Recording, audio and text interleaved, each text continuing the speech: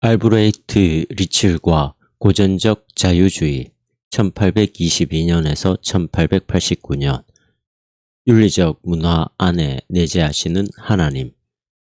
자유주의를 정의하기가 어렵다는 것은 주지의 사실이다. 통속적인 용례나 매스미디어에서는 보통 자유주의가 성경의 영감이라든지 동정녀 탄생과 같은 전통적 신념들을 부인하는 신학들을 가리킨다. 이러한 통속적, 통칭적인 의미는 아무래도 부정확하며 말하는 사람이 가지고 있는 신학적 확신에 대하여 상대적인 것이므로 누가 그 사람의 견해보다 좌측으로 치우쳐 있는 것처럼 보이면 누구든지 자유주의자가 되는 것이다. 그러나 역사적으로 보면 자유주의는 금세기 초 개신교의 학문적 신학을 장악했던 어떤 특정의 운동을 가리킨다. 그것은 처음 독일에서 슐라이어마흐와 헤겔의 제자들과 추종자들 가운데서 일어났으며 알브레히트 리칠의 학파 안에서 가장 영향력 있는 형태를 띠게 되었다. 리칠파라는 말과 개신교의 고전적 자유주의라는 말은 거의 동의어이다. 물론 고전적 자유주의 또한 다기적 현상이다. 그러므로 그 시대의 모든 자유주의 신학자들을 적절하게 묘사할 수 있는 일정량의 어떤 특징들을 목록화하여 제시한다는 것은 불가능하다. 결국 고전적 자유주의 신학을 정의할 수 있는 최선의 방법은 주요한 대표적 사상사가들을 섭렵하면서 그것을 역사적으로 연구하는 것이다. 19세기 말과 20세기 초에 자유주의 신학을 대표하는 가장 뚜렷한 대표자는 곧 알브레히트 리칠, 아돌프 하르낙, 그리고 월터 라우셴부시 이 세 사람으로 드러난다. 다른 나머지 사람들을 소홀히 대하는 것은 아니지만 우리는 리치를 주로 다룰 것이다. 하르낙과 라우셴부시는 그들이 가지고 있는 개인적 독창성을 다 인정한다 하더라도 리칠이 창조한 자유주의적 의제를 새로운 방향으로 이끌어 나갔던 그의 제자들이라고 하는 편이 가장 좋다. 고전적 자유주의 신학, 세 사상가들을 개별적으로 논하기에 앞서서 고전적 자유주의 신학이라고 불리는 이 운동의 몇 가지 공통적 특징들에 대하여 간단히 묘사하는 것이 도움이 될 것이다. 그들의 신학을 하나의 결집된 운동으로 만들었던 이 신학자들이 공유하고 있었던 특징들은 무엇이었는가? 슐라이어마흐와 마찬가지로 이 자유주의자들은 기독교의 신조들을 현대적 지식의 빛 안에서 재구성하는 작업에 심혈을 기울였다. 그들은 계몽주의 이후로 문화 속에서 일어난 몇몇 발전들을 기독교 신학이 그냥 무시하고 지나칠 수는 없고 그것을 적극적인 방법으로 신학 속에 융화시켜야 한다고 믿었다. 기독교 신학은 그 자신을 잃지 않는 가운데 새로운 과학적, 철학적 경향에 적응해야 했다. 자유주의 신학은 클로드 웰치가 말했듯이 현대사상의 주장들을 최대한 인정하는 것이 그 특징이다. 자유주의 신학의 두 번째 특징은 개개 기독교 사상가가 전통적 신조들을 비판하고 재구성할 자유가 있다는 것을 강조하고 있는 점이다. 부정적으로 보면 이것은 신학을 통제하는 전통과 교회의 교권 제도의 권위를 배격하는 것을 의미했다. 물론 분명한 것은 모든 자유주의 신학자들이 반도이거나 낙인 찍힌 이단자는 아니다. 사실 그들 대부분은 기독교적 진리의 공동체성을 깊이 인정하는 사람들이었다. 그럼에도 불구하고 그것이 만일 옳고 필요하다고 생각하면 전통적 신조와 결별할 권리를 단호하게 주장했다. 셋째, 자유주의 신학은 기독교의 실천적, 윤리적 차원에 초점을 맞추었다. 리첼과 그의 추종자들은 그들이 공허한 사변이라고 생각한 것으로부터는 멀리하는 경향을 가졌고 모든 신학적 논의의 중심에 하나님의 나라라는 개념을 둠으로써 교리를 도덕화하려 했다. 넷째, 대부분의 자유주의 신학자들은 신학의 기초를 성경의 절대적인 권위 이외의 어떤 다른 것에 두려고 했다. 그들은 성경의 초자연적 영감에 대한 전통적 교의가 역사 비평적 연구에 의하여 형편없이 훼손되었다고 믿었다. 교회의 전통들뿐 아니라 성경 자체의 많은 부분들도 그 안에 놓여져 있는 불변의 진리라는 순수한 알맹이를 감추고 있는 껍데기라는 것이다. 물론 자유주의자들이 성경을 무가치한 것으로 무시하지는 않았다. 오히려 그들은 그 안에서 현대의 과학이나 철학적 지식이라는 산에도 부식될 수 없는 진리의 영원한 핵심과 시금석이 될 복음을 찾으려고 했다. 그들은 신학의 과제가 알맹이, 곧 기독교의 정수를 식별해내어 그것을 에워싸고 있는 문화적 사상이나 표현들이라고 하는 껍데기와 분명히 구분하는 것이라고 보았다. 많은 자유주의 신학자들에게 있어서 그 껍데기란 기적들과 천사나 귀신들과 같은 초자연적 존재들 그리고 묵시문학적 사건들을 포함하는 것이었다. 끝으로 그리고 아마 무의식 중에 앞에서 말한 특징들의 저변을 이루고 있는 특징으로서 자유주의 신학은 계몽주의에 의하여 시작되고 19세기 초에 위대한 독일 사상가들에 의해 지속된 바 초월성을 간과하고 신적 내재성 쪽으로 계속 흘러갔다. 물론 리첼과 그 외의 자유주의 신학자들이 하나님의 내재성을 선호하여 그의 초월성을 해체하려는 자의적 의도는 가지고 있지 않았다. 내재성에 대한 강조는 리첼이 추구했던 목표였다기보다는 그가 물려받은 것이었다.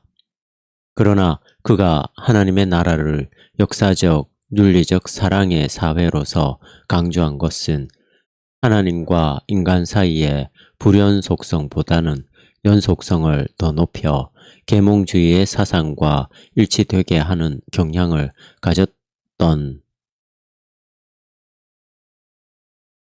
것이기 때문이다. 계몽주의의 사상과 일치되게 하는 경향을 가졌기 때문이다. 계몽주의 이전의 신학자들은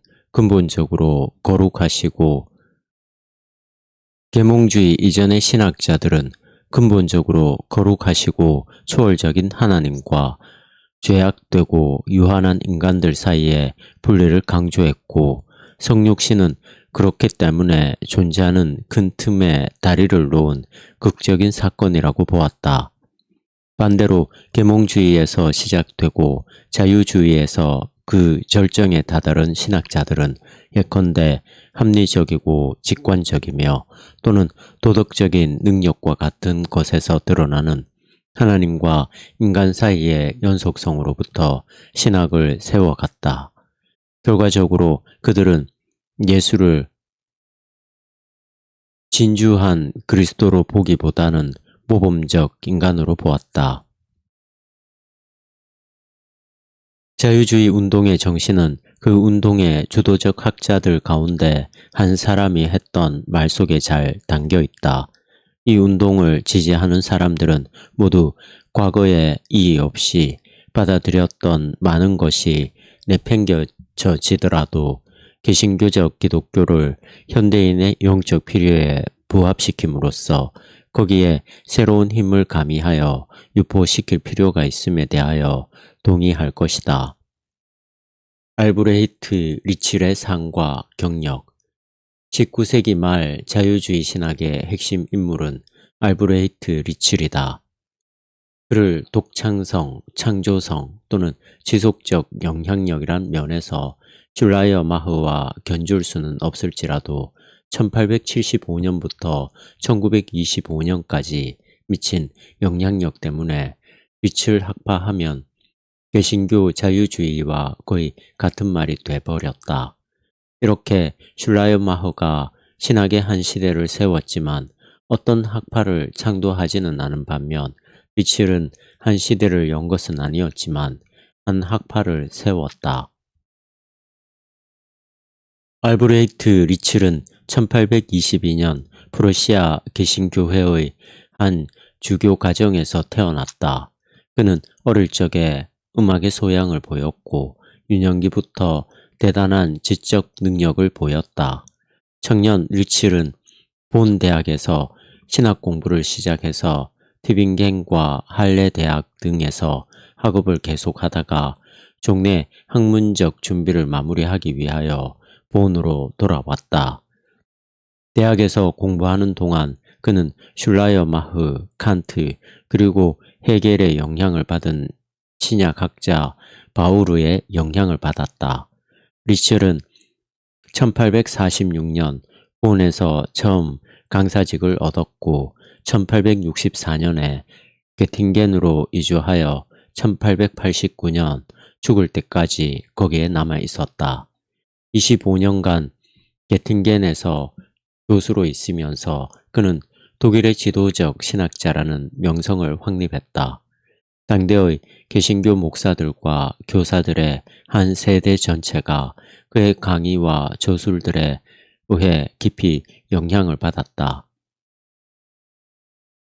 그가 많은 논문과 책들을 출간했지만 가장 중요한 작품은 1870년에서 1874년 사이에 단계적으로 출간된 칭의와 화해에 대한 기독교 교리라는 제목의 3권짜리 논문이었다. 그 책의 영역자인 스코틀랜드의 신학자 맥킨토시는 그 책에 대하여 슐라이어마흐가 1821년에 그의 기독교 신앙을 펴낸 이후 독일과 전 세계를 통틀어 신학 사상에 그만큼 깊은 자취를 남긴 교의학 논문은 일찍이 없었다고 말했다. 리첼의 신학적 방법. 슐라이어마흐와 마찬가지로 리첼이 현대 신학에 대하여 가지고 있는 중요성의 대부분은 그가 내세운 특정한 교리적 주장들보다는 신학에 대한 그의 접근법에 있다. 19세기 말엽의 기독교는 세속과학에 자꾸 그 자리를 잃어가고 있었던 것 같다. 전통적 기독교 신학은 유물론과 실증주의와 같은 사상적 세력의 포위를 당해 있었다. 리첼은 신학과 과학 사이에 있는 갈등은 지식에 있어서 과학적 유형과 종교적 유형이 있는 것을 제대로 구분하지 못하기 때문에 생겨났다고 생각했다. 과학적 지식은 순수한 이론적 객관성, 곧 사물 자체에 대한 비주관적 인식을 추구한다고 그는 주장했다. 그것은 중립의 입장에서 실제의 내적 본성을 파악하려고 한다. 반면 종교적 지식은 실제에 대한 가치 판단들로 이루어져 있다. 그것은 인식자의 궁극적인 성취를 위하여 사물이 가지고 있는 가치라는 측면에서 실제를 해석한다. 종교적 지식은 그 사람이 생각하는 최고의 선을 성취하기 위한 사물의 가치와 관련한 것이다. 이러한 구분을 달리 묘사할 수 있는 또 다른 방법은 리첼에게 있어서 과학적 지식은 다만 사물의 존재 양식에 대한 것인 반면 종교적 지식은 항상 사물이 어떠한 모습이 되어야 할까 하는 것에 대한 것이기도 하다고 말할 수 있다. 그러한 판단들은 결코 비주관적이거나 중립적일 수 없다. 양자 중에 어떤 모습이어서도 안 된다. 리첼에 따르면 세속의 학문적인 과학들과 종교 사이에 갈등이 발생하는 것은 사람들이 이론적 지식과 종교적 지식 사이에 존재하는 이러한 구분을 보지 못할 때이다. 그에게 있어서 모든 종류의 종교적 인식은 직접적인 가치 판단이다. 따라서 우리는 하나님의 본성과 그 본질적인 신성을 우리의 구원에 대하여 그것이 가지고 있는 가치를 결정함으로써만 알 수 있는 것이다. 리첼의 관점과는 대조적으로 전통적인 기독교 신학은 보통 형이상학적 요소에 대한 얼마간의 논의를 섞어 넣는다. 예컨대 신학자들은 기독교 신앙의 합리적인 근거들을 확립하기 위하여 신의 존재에 대한 이론적 증명들을 채택했고, 또 그들은 일반적으로 하나님 그 자체의 본성을 묘사하고자 하는 어떤 시도들을 했다. 리첼은 신학이 형이상학에 기대려고 하는 어떠한 의존도 맹렬히 배격했다. 그가 보기에 그러한 접근은 과학적 지식과 종교적 지식을 부당하게 뒤섞는 것이었다. 신의 존재에 대한 철학적인 증명들은 과학적 지식의 영역에 속하는 것이라고 그는 주장했다. 왜냐하면 그것이 하나님을 이론적 관심의 대상으로서 취급하는 반면 하나님에 대한 진정한 종교적 지식은 하나님을 결코 어떤 객체로서, 다시 말해서 이 세계를 구성하고 있는 장식품의 하나에 지나지 않는 것으로서 취급할 수 없기 때문이다. 신학은 하나님이 사람들로 하여금 그들이 추구하는 최고의 선을 성취하도록 도움으로써 사람들의 삶에 도덕적인 영향을 끼치는 한에서만 하나님에 대해 관심을 가진다. 그러나 인간이 추구하는 최고의 선이란 무엇인가? 리첼에게 있어서 기독교는 인간의 최고선이 예수 그리스도 안에 계시된 하나님의 나라 안에서 발견된다는 집단적 가치 판단을 내리는 사람들의 공동체이다. 이러한 가치 판단에 대해서는 어떠한 이론적 증명도 이루어질 수 없고 그럴 필요도 없다. 그러나 그렇다고 해서 그것에 대한 긍정이 주관적인 믿음의 도약에 의한 것도 아니다. 오히려 그러한 긍정은 수세기에 걸친 그리스도인들의 집단적 경험의 뿌리를 받고 있다. 그리고 그것의 진실성은 사람들이 보기에 그들이 추구하는 최고의 이상이 완전한 삶으로 드러났던 나사렛 예수의 독특한 부름과 생애에 대한 역사적 연구에 의해 뒷받침된다. 리첼에 의하면 신학은 교회 안에서 가질 수 있는 하나님 나라에 대한 집단적 종교 경험 및 도덕적 경험을 연구하는 것이다. 그것은 인간의 최고선인 예수 그리스도 안에 계시된 하나님 나라에 대한 기독교 공동체의 가치 판단에 근거하며 그것을 중심으로 하여 형성되어 있다. 신학은 그리스도인들의 삶에 미친 하나님의 영향과 그러한 영향이 그들이 추구하는 최고의 선을 위하여 어떠한 가치를 가지는가와 같은 문제에만 기초하여 가치 판단의 체계를 수립하려고 한다. 이러한 목표를 위하여 그것은 예수의 자의식이나 하나님 나라에 대한 그의 설교가 최초의 그리스도인들에게 미쳤던 원초적인 영향들에 대한 역사적 연구를 활용한다. 이러한 역사적 연구는 신학의 가치 판단들이 단순한 주관적 환상에 비약이 되어버리는 것을 막아줌으로써 그 나름대로의 과학적인 성격을 갖게 할 것이라고 리첼은 주장했다. 요약하면 리첼에게 있어서 신학은 단순한 외적 형태나 표현들과 구분되는 기독교의 진정한 정수가 무엇인가를 결정하고자 한다. 또한 그것은 모든 교리들을 그들을 통화하는 힘인 그 핵심과의 조직적인 관계 속에서 재현하려고 시도한다. 신학의 근거와 규범은 무엇인가?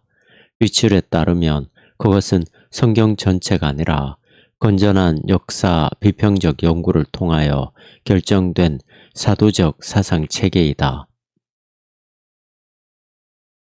리첼은 그러한 연구를 통하여 하나님의 나라가 기독교의 바로 그 정수, 껍데기 속에 있는 알맹이, 그 정수이며 사도적 사상 체계의 핵심임이 드러나게 될 것이라고 확신했다.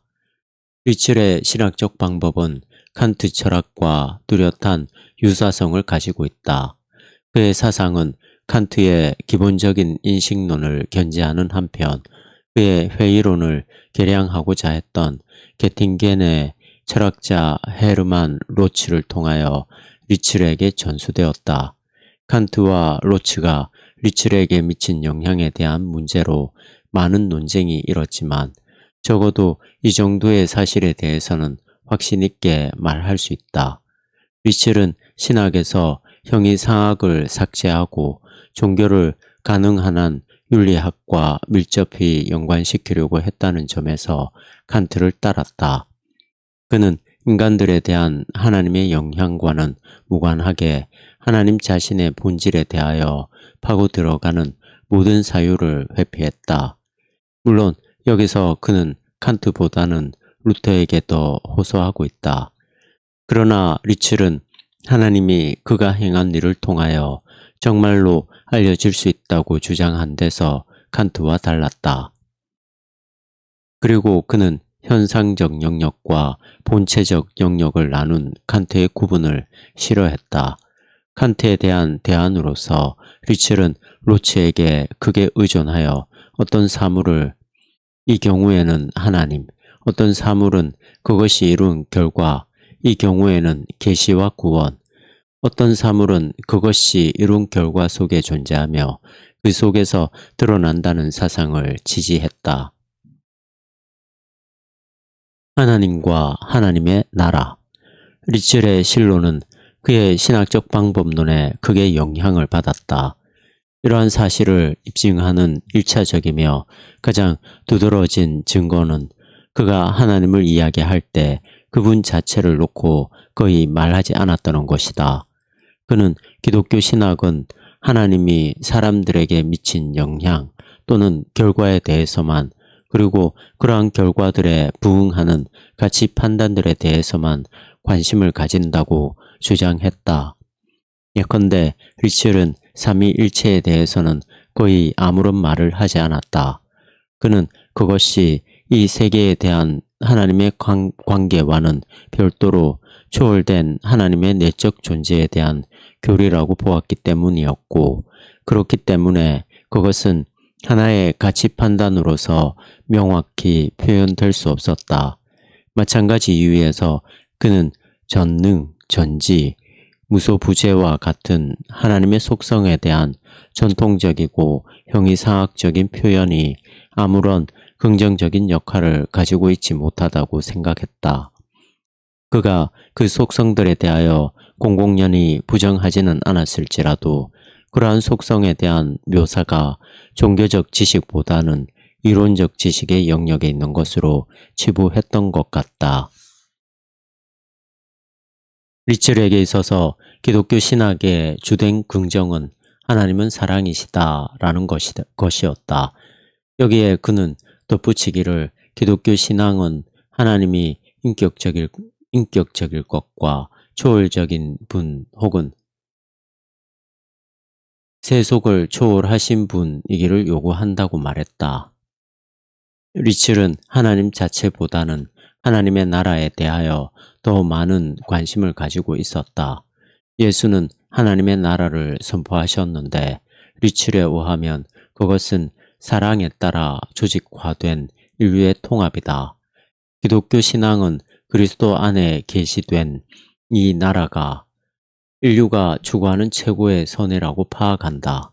그러므로 신앙이 아는 하나님은 사랑이신 예수가 선포한 하나님이다. 이것 외에 하나님의 존재에 대해서는 아무런 관심도 없다. 리첼에게 있어서 하나님의 나라는 인류가 추구하는 최고의 목표이며 선일 뿐 아니라 또한 하나님 자신의 최고 목표이며 선이다. 아마도 리첼의 신론에서 가장 눈에 띄는 것이 여기에 있을 것이다. 그가 보기에 하나님 자신의 자기 목적, 다시 말해서 그의 존재 이유는 우리의 그것과 동일한 하나님의 나라이다. 그가 하나님의 초월성을 인정하고 있음에도 불구하고 하나님의 존재를 이 세상에서 그의 나라가 진보하는 것과 동일시하는 것 때문에 리첼의 신학은 내재성의 방향으로 굽어 있다. 분명히 뒷날 자유주의 신학자들도 이러한 결론을 내렸으며 전반적으로 하나님의 신론을 강조하는 자유주의의 강조는 역사를 초월하는 그의 초월성보다는 역사 안에 계신 신의 내재성으로 기울었다. 죄와 구원. 리첼에게 있어서 하나님의 나라는 죄론과 구원론이 가지는 내적 의미이기도 하다. 하나님의 나라가 기독교 신앙에 의해 최고의 선으로 판단되기 때문에 신학은 죄를 그 나라와 반대되는 것으로 이해해야 한다. 죄는 1차적으로 고의적인 그릇된 행위가 아니다. 죄를 그렇게 이해하면 그 개념이 대수롭지 않은 것이 되어버린다. 죄는 타고난 기질도 아니다. 그렇게 보면 책임의 요소가 상실된다. 원죄에 관한 전통적 교리 대신 리첼은 죄의 나라, 곧 죄악된 행위와 반응을 모두 망라한 것으로 모든 인간 안에 있는 이기적 경향을 전제하며 그것을 증폭시키는 나라의 존재를 가정했다. 죄는 1차적으로 이기성이다. 그 본질적 성격은 사랑을 중심으로 인간을 통합하려는 이상, 곧 하나님의 나라에 배치되는 것이다. 그러나 죄는 물려 내려오는 것이 아니다. 그것은 보편적이다. 그러나 모든 개인들이 죄를 범한다는 것 외에 그것의 보편성에 대하여 다른 이유를 댈 수 없다.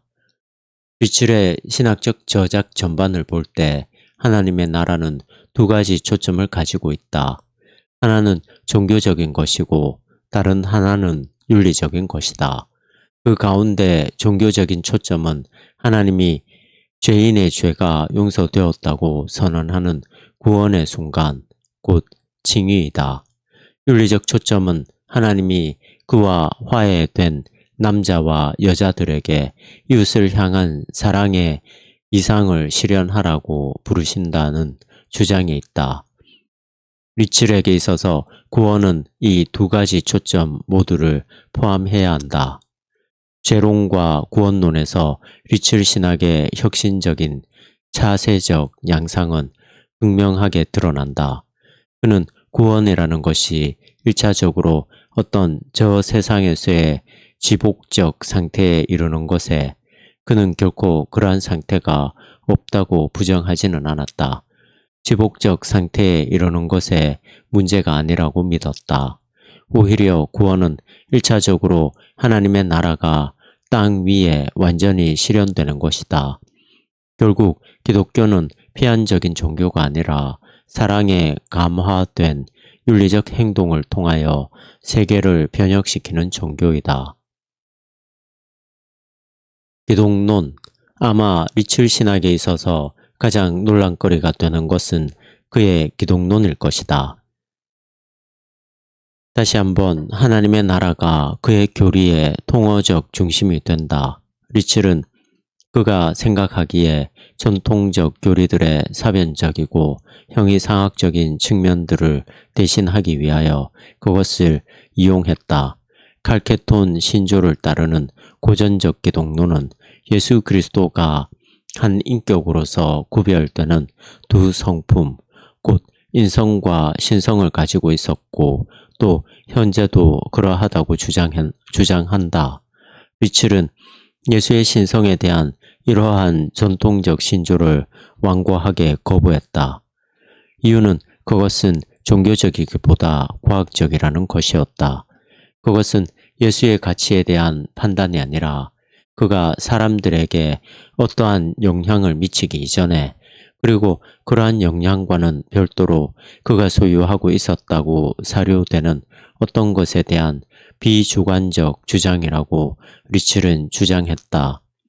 예수에 대한 진정한 종교적 평가는 그의 역사적 행위, 종교적 확신, 그리고 윤리적 동기에 관심을 갖는 것이지 그가 가졌을 것으로 가정하는 그의 타고난 기질이나 능력에 대하여 관심을 갖는 것이 아니라는 것이다.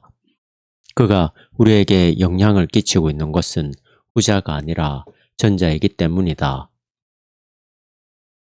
그러므로 예수의 신성에 대한 주장은 그리스도인들이 그들에게 구원을 베푼 그의 생애가 값지다는 가치에 기초하여 내리는 가치 판단이라고 리첼은 주장했다. 그가 하나님 나라의 유일한 담지자로 오셨기 때문에 그는 그리스도인들에게 하나님의 가치를 가진 이로 판단되는 것이다. 리첼은 그가 예수 그리스도를 단순한 인간으로 축소시켰다고 하는 비난에 대하여 민감했다. 그는 이러한 비판을 예견하면서 자신을 변호하느라고 많은 지면을 할애했다. 리첼은 예수의 신성을 그의 아버지 하나님이 그에게 인간들 가운데서 하나님의 나라의 완전한 구현이 되도록 주셨던 독특한 소명, 그는 이 소명을 완전하게 성취했다. 독특한 소명이라고 해석했다. 그가 이 생애적 과업을 그에게만 독점적으로 주어진 소명으로 생각하고 그것을 완전하게 성취했기 때문에 그의 인격 자체가 하나님과 인간의 최고선의 성취를 가능케 하는 역사적 영향력이 되었다. 이러므로 그리스도인들은 예수를 하나님이라고 고백하는데 그것은 하나님과 인류를 위한 그의 삶이 가진 가치에 기초하여 내린 하나의 가치 판단이기 때문이다. 리첼은 예수의 왕권적 선지자직의 독특성이 어디서 유래하는지에 대하여 논하기를 거부했다. 그러한 물음은 공허한 형이상학적 사변으로만 이끌 뿐 가치 판단의 영역으로부터 멀어지게 할 것이라고 그는 주장했다. 그러나 그리스도의 선제성의 개념을 논하는 것에서는 자신을 뿌리치지 못했다. 그는 다른 어떤 곳에서보다도 더 분명하게 여기서 비일관성에 빠져 형이상학의 한 요소가 그의 사상에 영향을 주도록 허용한다. 분명히 그는 예수의 하신 일이 그 자신의 주도권과 노력에 의한 산물이었다는 결론을 쉽게 받아들일 수 없었다.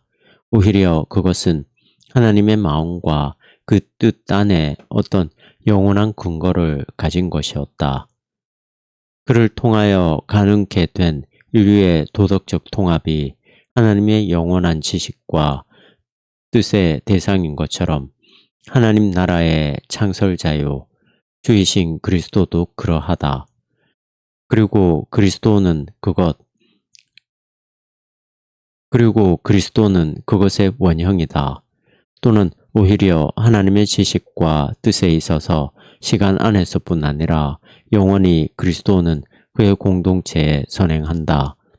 다른 말로 하자면 리첼에게 있어서 그리스도는 그와 그의 사역이 하나님에 의하여 영원히 아신 바 되고 그의 뜻에 의한 것이었다는 의미에서만 선재한 것이었다.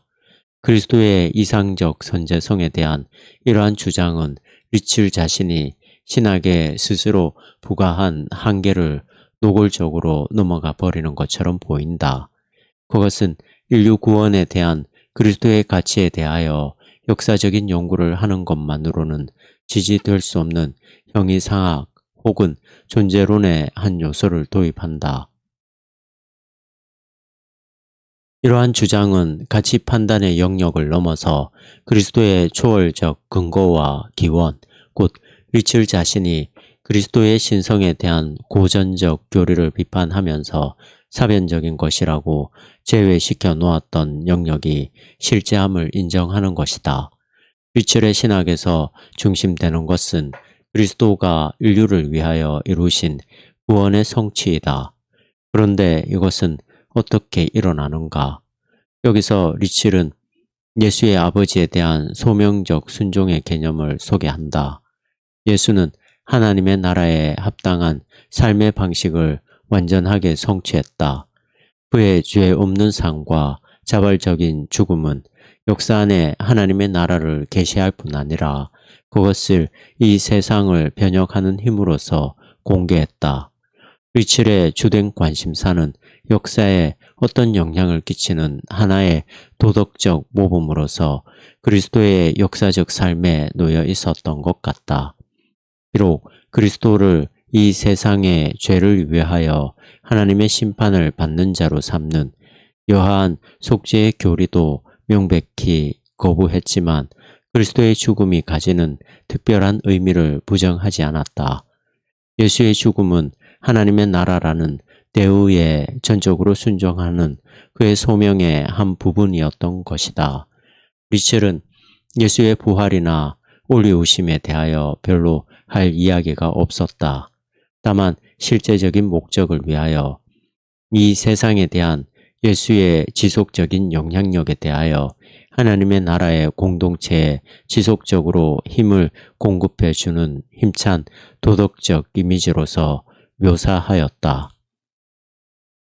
평가 지속적 중요성을 가지는 현대신학자라는 리첼의 명성은 20세기 중반에 주로 신정통주의 사상가들인 칼 바르트와 에밀 브룬노와 같은 이들의 비평 때문에 위축되어 한풀 꺾여 버리게 되었다. 그 비평이 공정한 것이었느냐는 것이 오늘날 논란의 문제가 되고 있으며 1960년대와 1970년대에는 리첼의 르네상스가 화두가 되기도 했었다.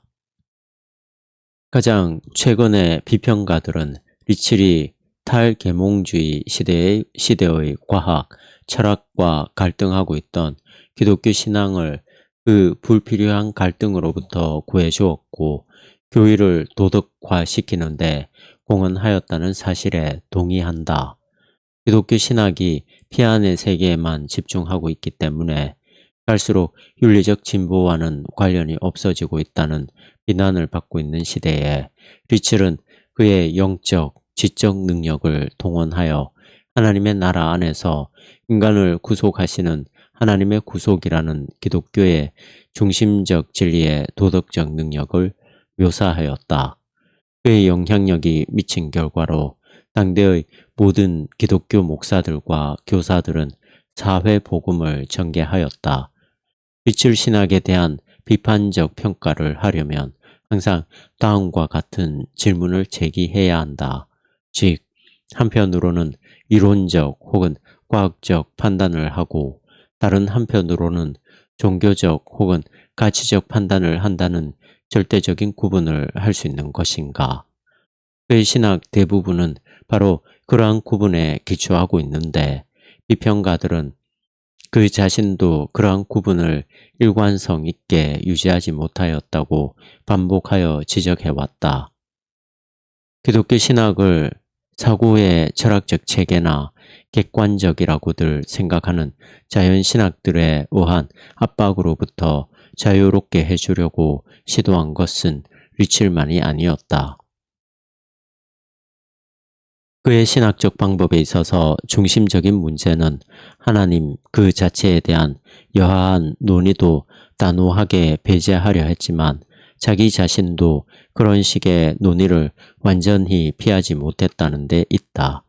제임스 리치몬드는 리첼이 신학적 연구의 범위를 너무 엄격하게 제한한 것에 대하여 바른 비판을 했다. 신학자들이 종교가 싸워서 얻을 것은 하나도 없고 모든 면에서 패할 수밖에 없는 과학과 종교의 갈등을 불러일으키는 것을 두려워하는 것은 옳다. 하지만 그러한 두려움 때문에 일종의 지적인 마비를 일으키지 않도록 해야 한다. 리첼이 신학적 연구를 가치 판단의 영역에만 국한시켰던 것은 여러 면에서 문제가 있다. 예컨대 그러한 제한을 가지고 있으면 신적 초월성을 완전히 받아들일 수가 없게 된다. 만일 신학이 하나님 존재의 내적 실제를 논의할 수 없다면 하나님은 인간들과의 관계 속에서만 존재하는 것처럼 보이는 것이 당연하다. 하나님은 그가 끼친 영향들만이 중요한 것으로 여겨지는 한에서는 그가 끼친 영향들 속에 해체되어 존재할 수밖에 없을 것이다. 이러한 위험은 이미 몇몇 비평가들이 보아온 것처럼 리첼의 하나님과 하나님의 나라를 거의 동일시하는 데 나타나고 있다. 초월의 문제에 덧붙여서 리첼이 신학을 가치 판단의 영역에만 제한했던 것은 신학이 가지고 있는 공공의 성질에 심각한 문제들을 제기한다. 그의 의도와는 달리 리첼의 신학은 주관주의라는 비난에 노출되어 있는 것 같다. 리치몬드가 지적하고 있듯이 어떤 점에서 리첼의 신학은 종교를 그 자체의 어떤 제한된 영역으로 후퇴하게 하고 인간의 지식이라는 보다 넓은 영역을 비종교적, 즉 세속적 과학이나 철학에게로 내던져 버린 듯하다. 현대의 그리스도인들이 신앙을 사실로부터 분리하려는 일상적 습관을 끔찍스럽게 여길 것에 대해서는 의심의 여지가 없으나 마찬가지로 그가 바로 그러한 오류의 발전에 대하여 부분적이지만 책임을 가지고 있다는 사실에 대해서도 의심의 여지가 없다. 아마 리첼의 사상 가운데 그의 기독론보다 더 비판을 불러일으킨 측면도 없을 것이다. 어떤 이유로 그는 예수 그리스도의 신성과 인성에 관한 고대 기독교 교리를 그토록 명백히 자신만만한 모습으로 내어버릴 수 있었을까? 부분적이었겠지만 그 이유는 이미 확인된 바대로 그가 부당하고 비일관적인 방법으로 존재론을 거부하고 있었기 때문이며 또한 사물의 외양과 결과 또는 영향 이면에 있는 본질 혹은 존재에 관한 논의에 관여하려고 하지 않았기 때문이다. 또 다른 이유 한 가지는 좀 더 깊은 데 있는 것이다. 리치몬드는 그 문제를 다음과 같이 정확하게 지적한다. 리첼과 그의 19세기 당대인들은 그리스도의 신성을 본질 혹은 본체라든지 또는 하나님과의 동체됨이라는 말로 이해하려고 하지 않았다. 그 이유는 그러한 용어들이 탈계몽주의의 독일 사회에서는 무의미한 말일 뿐 아니라 뜻이 통하지 않는 난해한 말들이 되어 버렸기 때문이다. 달리 말하자면 리첼도 다른 자유주의 사상가들과 마찬가지로 현대에 교육받은 탈계몽주의의 사회의 여론을 신학을 위한 하나의 규범으로 받아들이는 경향이 있었다는 것이다.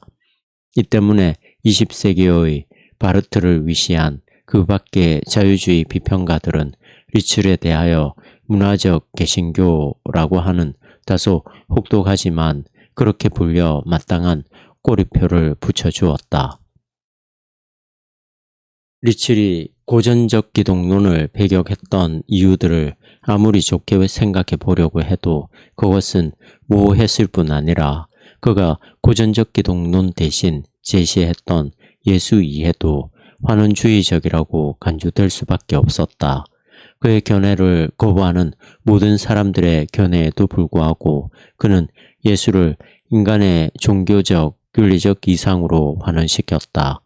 그가 하나님의 구원 사역에서 차지하는 예수의 특별한 지위에 대하여 아무리 강력하게 주장했을지라도 결과적으로 리첼은 그리스도와 나머지 인류 사이에 넘어설 수 없었던 간극을 메워버린 것이 되어버렸다.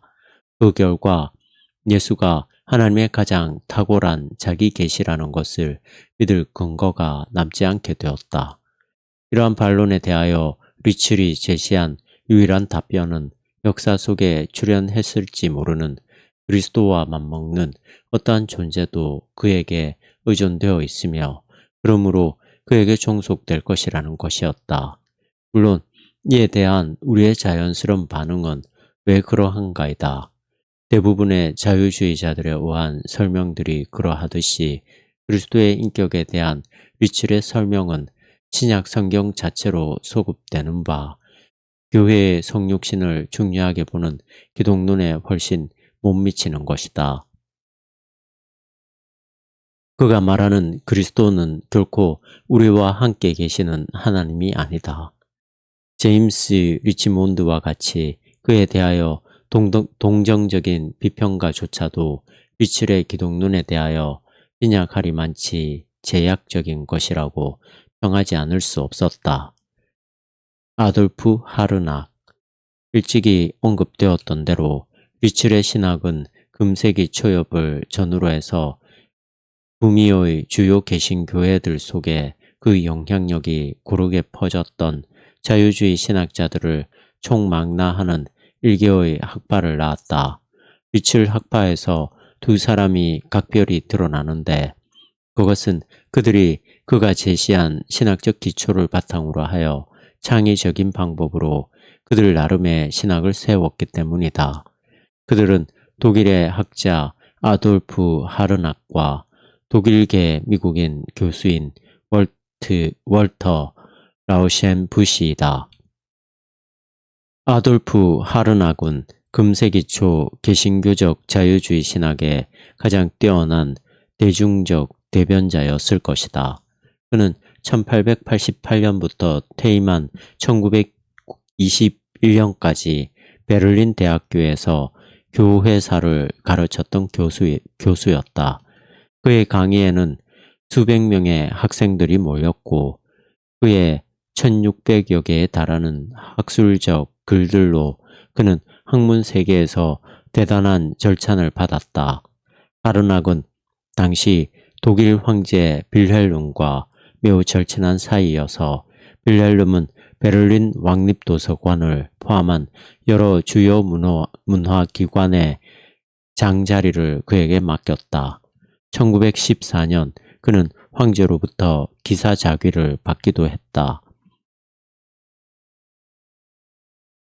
제1차 세계대전의 시작을 독일 국민에게 선포하는 빌헬름의 대국민 포고문을 썼던 하르낙은 황제의 전쟁 정책을 강력하게 지지했다. 이것은 그의 가장 유명한 문화생이었던 스위스의 신학자 칼 바르트가 그에게서 돌아서서 그에게 대항하도록 했던 한 요인이 되기도 했다. 전쟁이 끝난 후 새로운 정부는 하르낙에게 주미 대사직을 제의했으나 그는 이 영예를 정중히 사양했다. 그는 1930년 죽었다. 오늘날 베를린에 있는 아돌프 폰 하르낙 하우스는 정부의 한 주요 청사로서 현대신학의 이 뛰어난 인물을 기념하고 있다. 하르낙이 가장 폭넓은 영향력을 갖게 된 것은 1899년부터 1900년의 기간 동안 베를린 대학교에서 행한 1년의 강연이 출간되었기 때문이었다.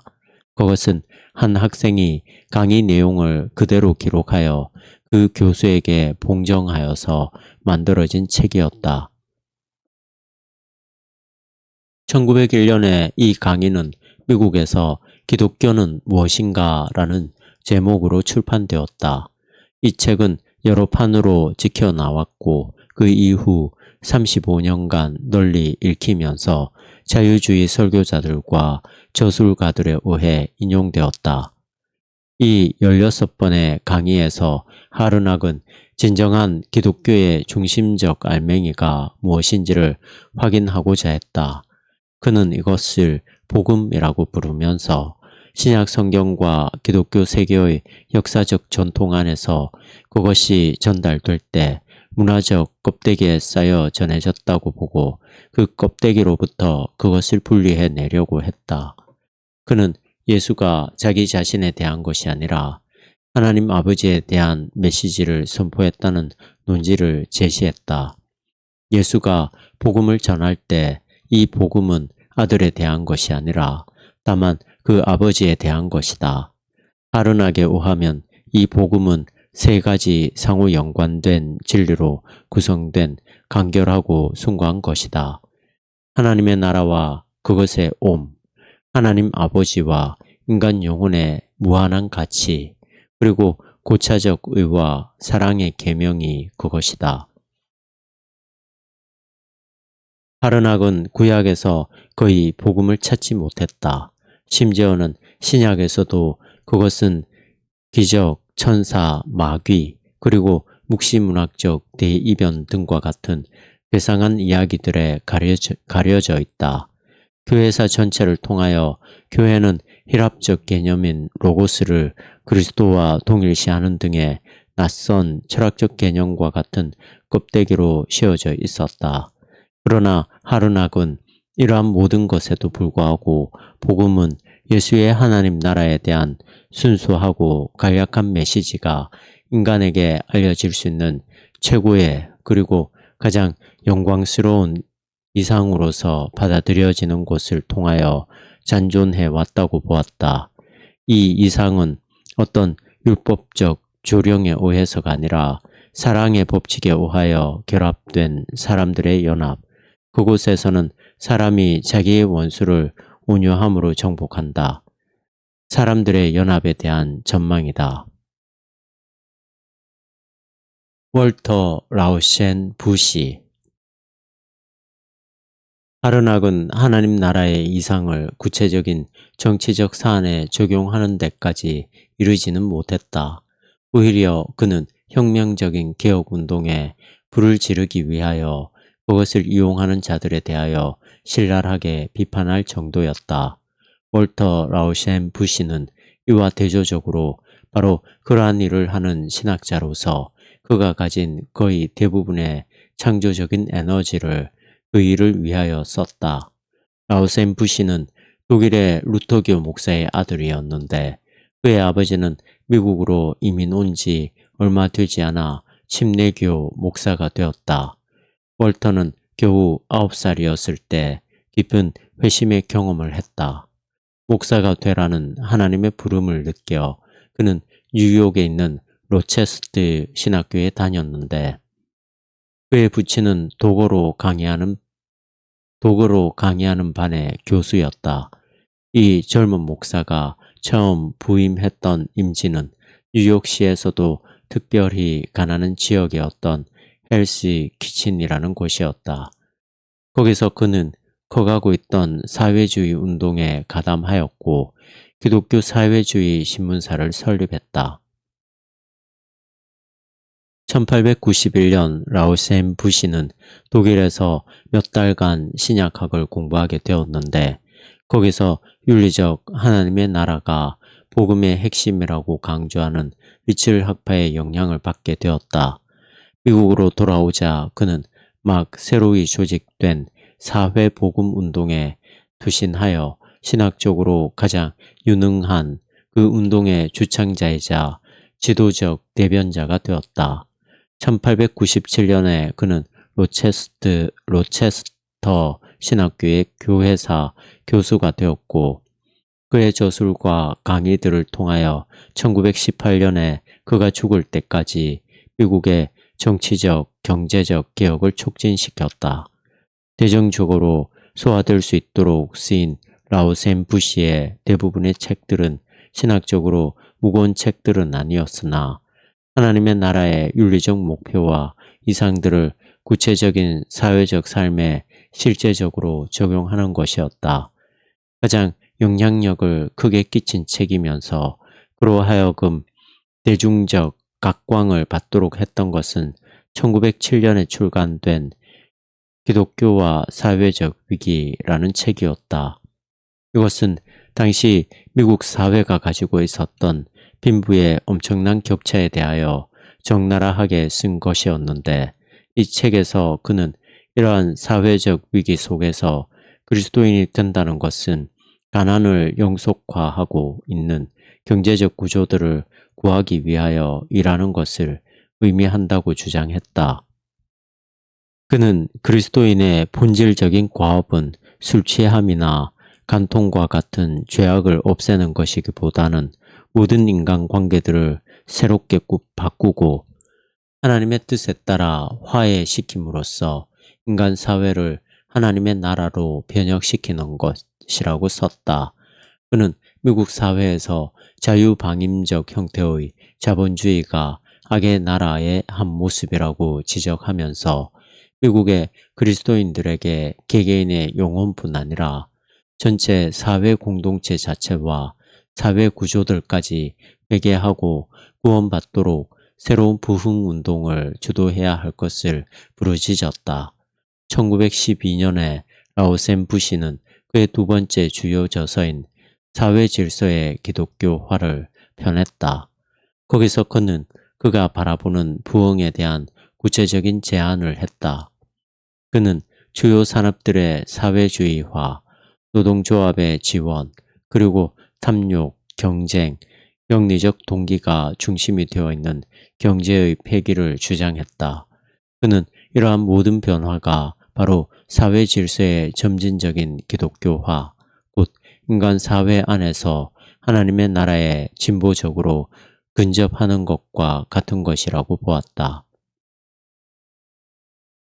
라오센 부시는 1917년 사회복음운동을 위한 조직신학서 사회복음의 신학을 펴냈다. 여기서 그는 모든 주요 기독교 교리를 하나님의 뜻에 따라 조직된 인간 사회와 동일시했던 사랑의 나라의 사회적, 역사적 실제라는 측면에서 재정의를 시도했다.